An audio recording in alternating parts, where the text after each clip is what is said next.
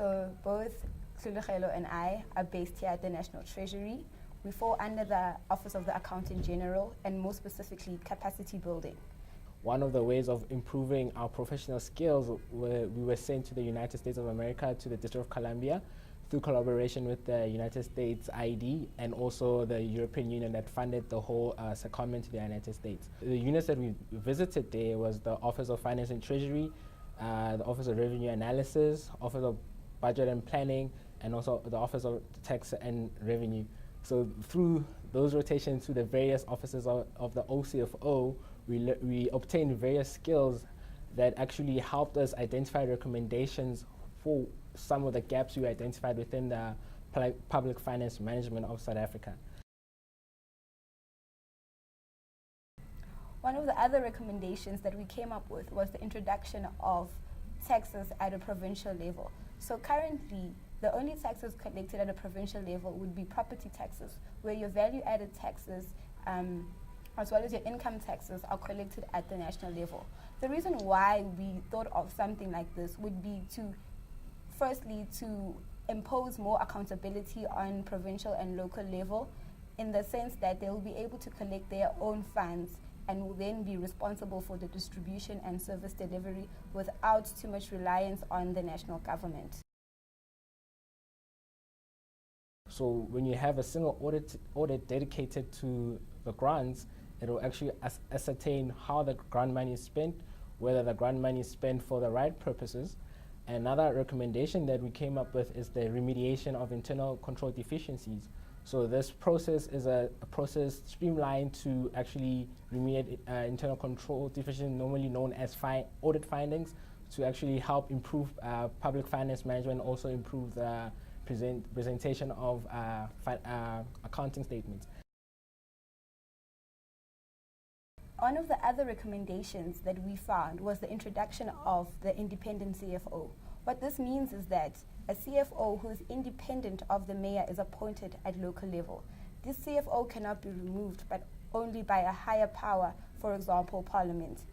And how this could work in the South African space is that financial decisions can be made independent of political influences.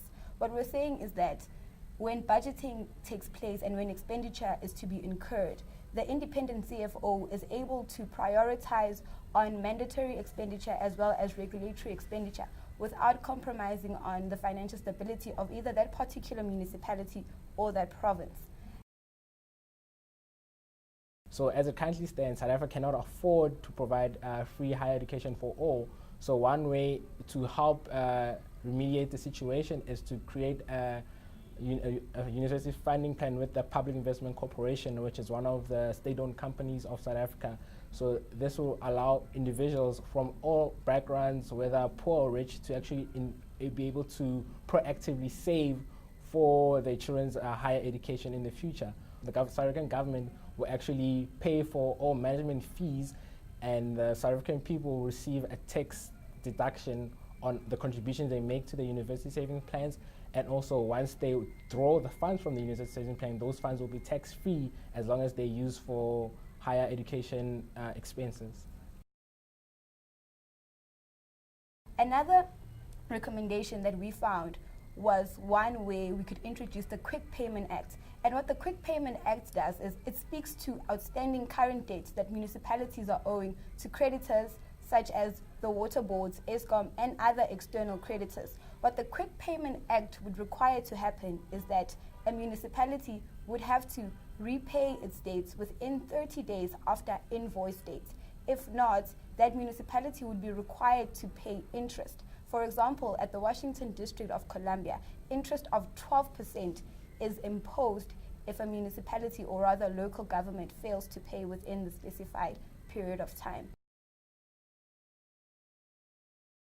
One other recommendation was the introduction of a citizen's guide. What a citizen's guide is it takes the annual financial statements, which are very complex to an ordinary South African citizen without the financial background. It takes the annual financial statements and it simplifies it and summarizes it in such a way that speaks to the ordinary South African who's more concerned about service delivery and holding the South African government accountable. as it currently stands, we don't budget based on the revenue that we collect, but we budget for the priorities that were set in the NDP and also set by the leading political party. So in this, by budgeting, we need to start from a revenue basis. So we need to actually forecast the revenue that we're going to receive. Then from that, budget for expenditures. By virtue of doing this, it will allow for government to properly prioritize special programs that it wants to fund and also prioritize special infrastructure development. As it stands, we as South Africa have a debt portfolio that is almost 2 trillion rand, and we are currently having issues with credit rating agencies with regards to credit downgrades. And one thing that we can do on our side, apart from ensuring that we have sustainable growth opportunities and that we're able to expand as a country, is to manage our debt portfolio.